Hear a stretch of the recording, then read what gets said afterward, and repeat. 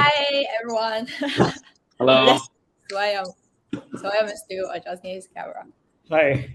Hi everyone. Welcome to join today's AMA session. This is Laura from BNB Chain Growth and Operation Team. So for today's AMA session, we have invited Swayam, also from BNB Chain team. He's our solution architect, and also Wilson Wei from CyberConnect and Jimal from CyberConnect to join together with us. To start with, I would like to introduce again about our first Web3 Social Hackathon connected 2023. So if you are a developer, no matter where you are, if you have any awesome ideas or concepts about Web3 Social, feel free to join with us on this journey. Okay, let's start today's AM session. I will invite Swayam, Wilson, and Jimal to do a quick introduction about yourself. Hand over to you, Swayam. Yeah, sure. Thanks, Laura. I think so. I usually do infra for BNB Chain, a lot of solution architecting, but along with infra, I think one of the core intersection is social applications, gaming applications, DeFi. But I think as we see BNB Chain, most of our users are coming from gaming, and it's a retail facing. And I think the core thing that we can build upon it is a social, and that's where I think CyberConnect gets super interesting for entire ecosystem. Cool, Wilson. Hey guys, this is Wilson Wei. I'm the co-founder and CEO of CyberConnect, and me and Jima, we have been working together for over 5 years.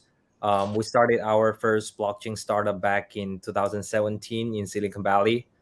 We were trying to build a decentralized content economy, and we also built the first decentralized live streaming platform, DLive.tv, which was acquired later, like 2 years later. And then in 2021, we started CyberConnect, and it's a decentralized social graph protocol. And I'm so glad to be here co-hosting this Web3, the first Web3 hackathon on top of BNB Chain. And let's welcome Jimal, my co-founder and head of engineering. Sure. Thank you, Wilson. Hi, guys. This is Jimal, and currently I'm responsible for dev side of CyberConnect. For example, like architecture design and product design. And Wilson already mentioned a lot. Like we have worked together quite a while. Before starting my Web3 journey, I also worked at Facebook and Google as a software engineer. Yeah, that's quick. Intro. Welcome everyone. So I think my first question about it, also maybe the question is quite interesting from the audience. Why we are talking about Web3 social today? So what is the big differences compared with Web2 social and Web3 social? So maybe we start from Swayam. Sure. I think it's completely a different ball game here, right? So I think if we take, let's say, Web 2 world in which we saw a huge rise in social network in last decade, like Twitter, Facebook, Insta, Snapchat, everything starting from there. I think the core thing that they lacked in the entire infrastructure is the payment railway. Like they had to depend on a third party to incentivize the entire operation, and that was advertisements, which actually optimize the entire experience for advertisements and not for the users. And that's where I think this perspective of putting users first and optimizing the network for them is something I can see as a super powerful. And I think the add-ons that users get is a data ownership. First of all, I think what you can do with the data and where you can take your data with yourself. I think that just creates more utility to engagement that you're providing to the entire network. And on top of that, microtransactions and ownership, interoperability of taking your own graph from or engagement from one app to another app, or to build more user interfaces on top of your experiences is something is next a lot. I would say it's a social media 2.0. Like really revamping entire ecosystem. Great. Wilson, how about your ideas? Yeah, first of all, I like to echo what Sway just said. Absolutely, I think owning data as a user, and also for like it's super important, also for creators. So traditional Web2 platforms often struggle with one of the very typical like dilemma when the platform grows like large enough and has the dominant saying power over creators and users. And that often results in, for example, unfair demonetization policy.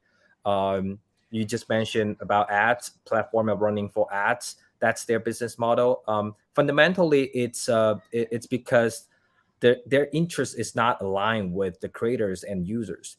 Their interest is aligned with shareholders, which is forcing them to continue to grow and make more money. And how do they make more money once they are the largest platform? They just keep exploiting profit from creators and users. And that creates a really unbalanced relationship between those three parties. But ultimately, when we look at platforms, who are the people that actually creating those engagements? Are the users? Who are the people that creating all those awesome contents, and inspiration? Are the creators? They are the ones that have been left out. And that's why I think Web3 Social, it's gonna be there. It's not here yet, but it's gonna be there. I think it's still day one of Web3 Social, um, because there are still infrastructure needed to be built, and that's the reason why exactly we started CyberConnect to enable for the first time like data ownership for users, and also data interoperability, composability, and building a direct peer-to-peer relationship between user and creator without any centralized third party interfering that in like relationship, in an easy way. Like if you are creating a relationship with another like person on the blockchain, that's out of Facebook's control, that's out of like Meta's control, or YouTube's control, no one can shut you down, including like your monetization channel. If you establish a subscription model with any creators, it's a direct relationship between you and this creator. So that kind of thing, I think it's a fundamental reason why we needed Web3 Social badly. Yeah, so that's just adding on a little bit to what Swayam just said. 100% agree. Yeah, I Thank you. think I can add one more thing here, right? So the UGC part, I think it's just getting bigger and bigger every day. The amount of content that is being generated, may it be images or videos or any form of content creation, but it's just getting exponentially higher.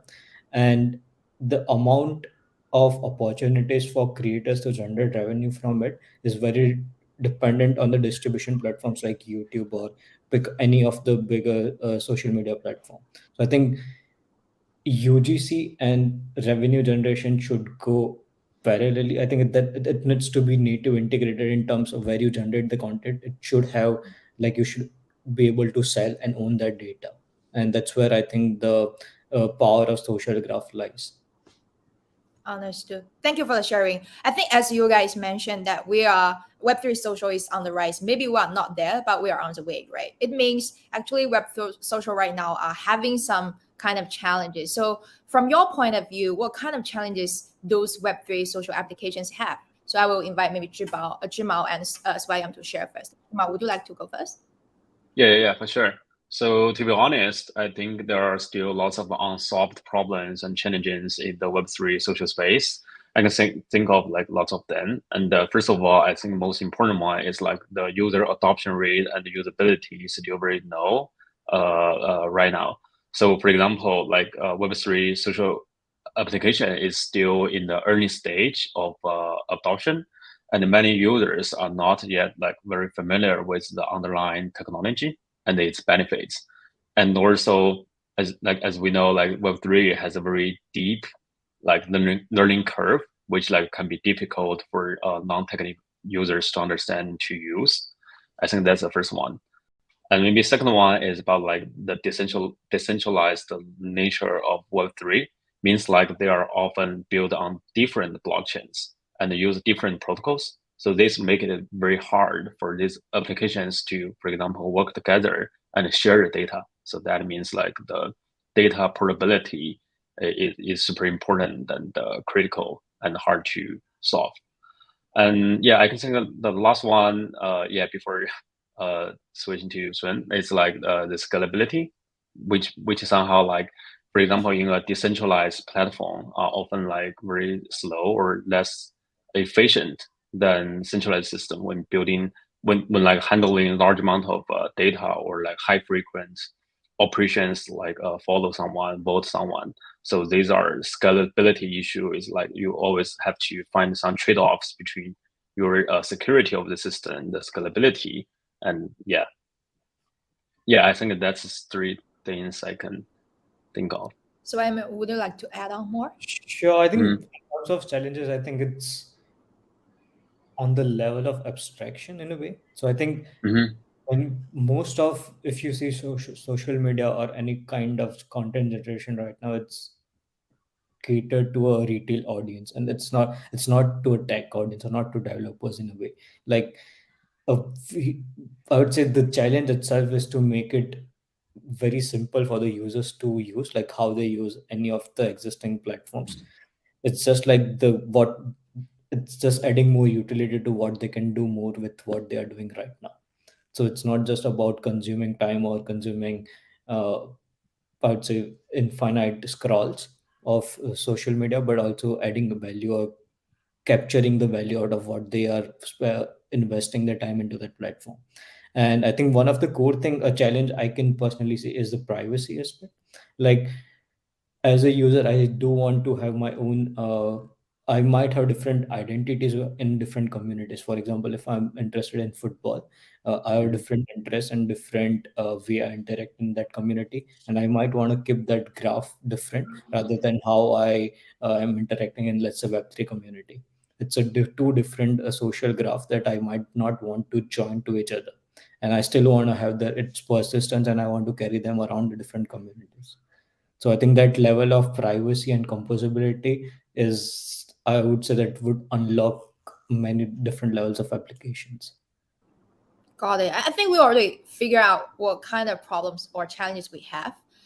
So we need more solutions. So from the perspective of infrastructure, what do you think? What kind of Web3 social infrastructure can really help those applications? Maybe Swayam, you share first. Yeah, I think basic building block, I think what we first need is a embedded privacy on social graph, or I would say right to, let's say, revoke some of the data that I might be connected with in terms of social graph. So first aspect is privacy, but another aspect is how I am interacting with the data, and how much rights do I have over my data. Can I delete the data? Can I revoke my access to the data? Can I share the data with the people I want to share it? And can I take back the access? So I think that of data governance and privacy, I think tools around this is something I would say super critical infra to get more adoption, or just build a proper platform on which social graph can grow. And it's also from the adoption and utility on how the social graph would be used. Cool. Wilson and Jamal, would you like to add more from the infrastructure side? Yeah. So one thing I can think of, like infrastructure side, is about the tooling and the better wallet infrastructure. So for example, cryptographic tools such as like digital signatures are very necessary for ensuring the integrity of transactions and data. And we should have more robust development tools and the frameworks to support the future development of Web3 social, and make it easier for developers to build on Web3 platforms. And in terms of like wallet infrastructure, as we know, like wallet is the entry point for normal users, and new infrastructures, new standards like account abstraction or like smart contract wallets or social logins can be largely decrease the friction for users to enter the space. That's one thing. And the second thing I can think of is about the decentralized, a scalable and a very easy to use decentralized data storage. So, for example, data infrastructures is needed like to provide a secure and reliable way to store and access data in a decentralized manner. So, although like the current systems like Arbor or IPFS somehow offer these functionalities, but it's still too far from a mature storage solutions. So give you an example, like these solutions are, for example, not UVM compatible, and the data cannot be naturally composed into the smart contract. And also the infrastructure itself don't have like the permission management layer for user to manage and operate their data. For example, they can just store their metadata or something into the storage system, but they cannot have like, for example, I want to share my data and I want to give the read or write permission to other developers. So kind of a lack of these functionalities. And I believe like recently, BNB going to release the greenfield. It is kind of adding these additional functionalities and make the whole storage systems more useful and scalable, I think. Thank you so much to also mention greenfield. Wilson, so I think a lot of audience, they are quite familiar with Link 3 from CyberConnect, but from Social Graph, the infrastructure part, would you mind to share a little bit more how those social graph infrastructure help Web3 applications? Yeah, of course. First of all, Link 3 is one of the cool application building on top of CyberConnect, and it basically demonstrate like how users can interact with an app and in a very user friendly way, but at the same time store their social graph data in a decentralized manner. And during the whole process of the whole journey of a user using Link 3, I think it's there are a couple of things that they're building. One thing is the social graph. Another thing is about their status building. The Web3 status token that they collected from participating in different events, and also the profile information that they established on the all-in-one link page product on Link 3. So all those data essentially is stored and enabled by the CyberConnect protocol. And CyberConnect protocol, you can consider it in an easy understanding way. You can consider it as like a user account system, but it's decentralized. So when you create it like a Facebook account, you have your user handle, you store all those data interaction on Facebook's centralized service.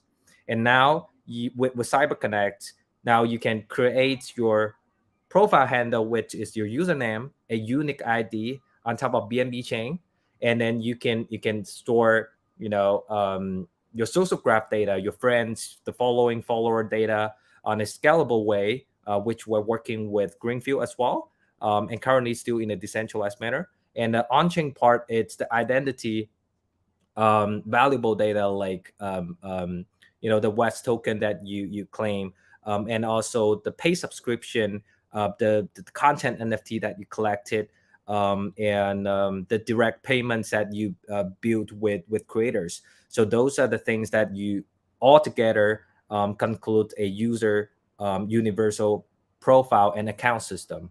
And also we're announcing something in April. People like it's going to be a pretty cool tool for developers to onboard Web2 users as well.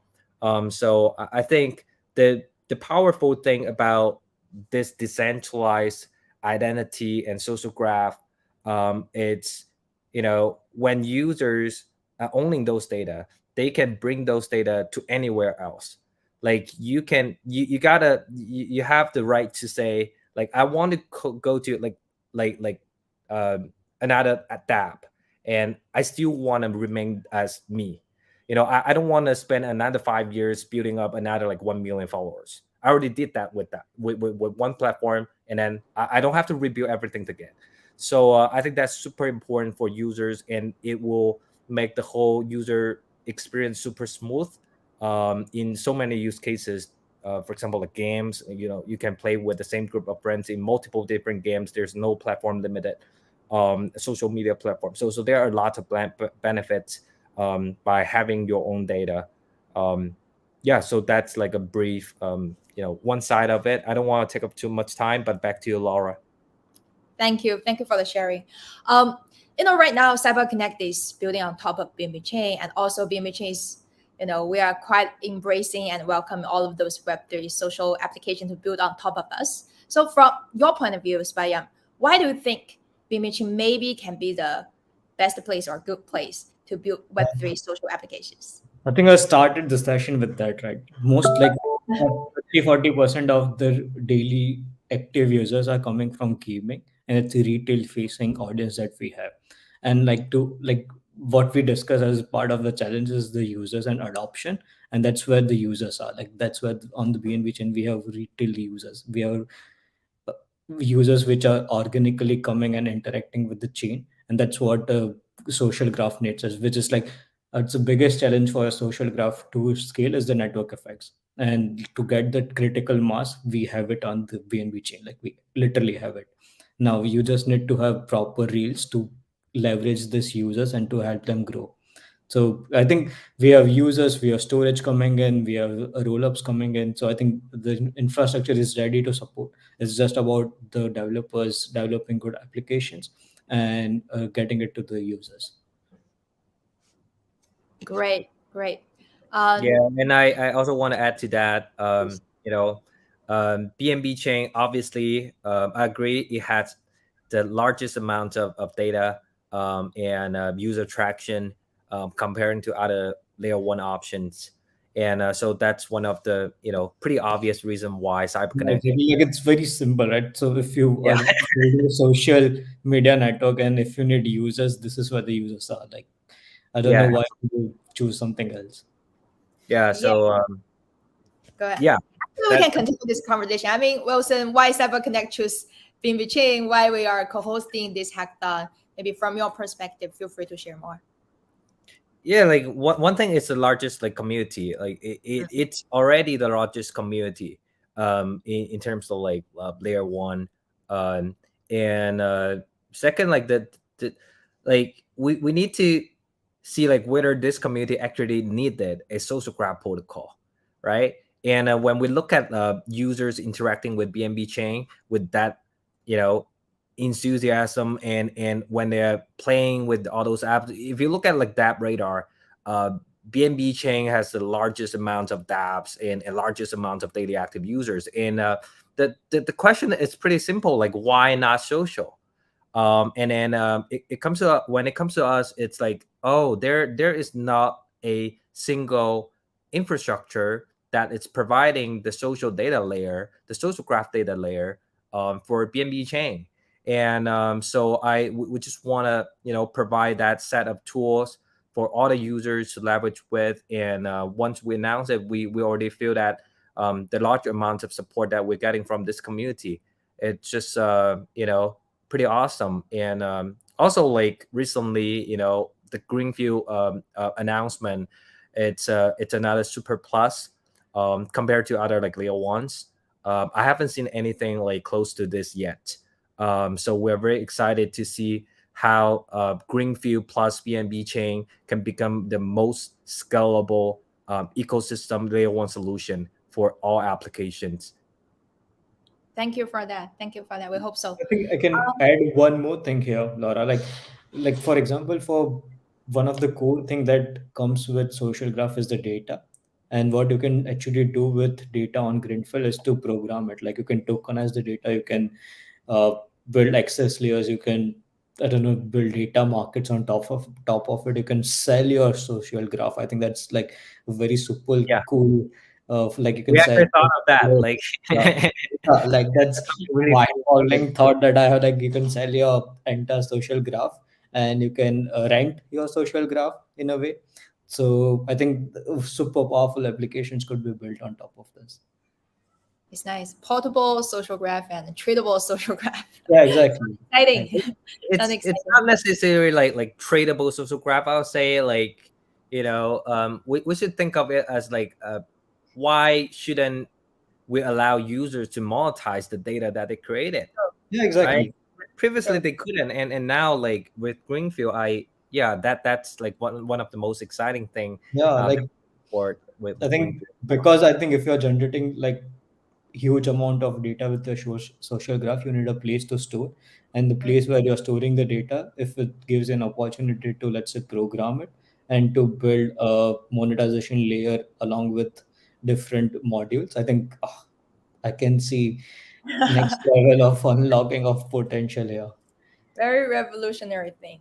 Yeah. But and anything maybe it remind me think of DID. So For this Web3 social, is there any relation you think with DID, or would you like I to think share? in my thinking, so CyberConnect is a DID, right? Like if you're The Absolutely. universal accounting system. yeah, you are starting like you're first starting your identity with one aspect and you're connecting with other aspects. Mm. So I think Wilson, if you have any more insights on that.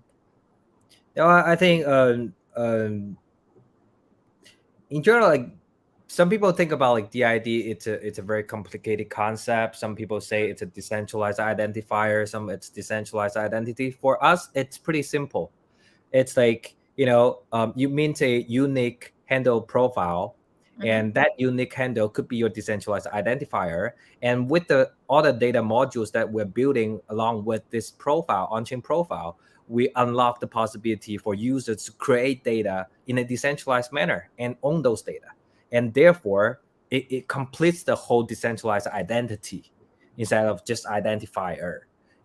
And identity data, it includes a whole bunch of things, and we just think social graph is the most interoperable data and the easiest concept for users to understand it. And that's why we name it like CyberConnect. It's the social graph protocol instead of like a DID protocol.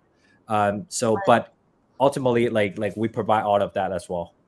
Yeah. And I think for like sometimes it might seem to be like a foreign concept as a social graph to a lot of users. Like, what is a social graph?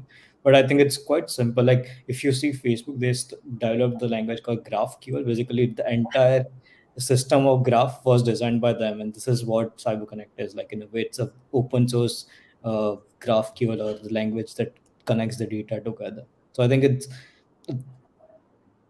just requires basic understanding. It's nothing. I don't see of rocket science here. Sounds a revolutionary thing. Do you have any other things you want to share? Any angle, thing you want to add on? Privacy, Well, I think privacy is make or break for social graph. security. Because when you hide behind a platform, Yeah. centralized platform, you can let's say hide your data or store your data, or you can manage the data. But when it's open source, I think uh, a huge responsibility in how you manage the data and what rights you're giving to users to manage their own data. So I think that's super critical aspect that we need to build the privacy layer for. Absolutely. We like since the very beginning, we noticed that like privacy, it's gonna be a key part of this protocol. So it's like we have to do it step by step. So there are still a lot of data that's born to be publicly accessible. Just like most of the data on, for example, like Twitter, it's publicly visible. But if we're talking about like Telegram, that's pretty data sensitive, and that needs a lot of like privacy concern into it. Yeah, at some point we're gonna introduce like our version of privacy layer. Like how can we enable users to own their data in a decentralized way, and also with privacy protected, with plus like access control for other Yeah, developers to leverage with. I think there's something that we should explore to build together, right? Because there's not privacy layer is not just for social graph, but I think for any of the, let's say, even enterprise applications that want to, let's say, start using social graph in their internal use cases. I think this is very important layer that they would require to get into the social graph. So yeah, something exciting to work on. Thank you. Thank you for today's sharing. I hope this session is really helpful for both our community users and also developers. So for developers, remember to join this Web3 Social Hackathon. And if you are a retail user, also can go to our landing page to claim those free Mint CC profile. We are opening this up to everyone. Thank you everyone to join today's AMA session. Welcome again, Swayam, Wilson, Jimal. Really thanks for joining today's call. Stay tuned for more activities from BNB Chain. Bye-bye. Thanks, Laura. Thank you. Bye bye.